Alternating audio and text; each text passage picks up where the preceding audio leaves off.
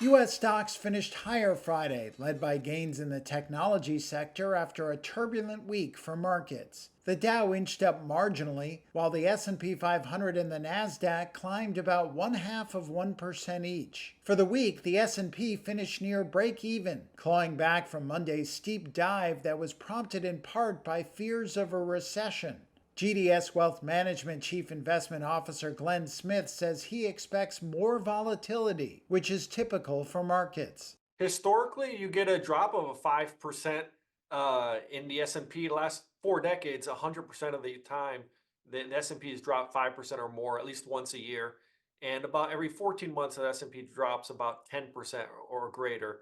I think the fact that the market's rebounding is just a testament to how strong the economy is right now.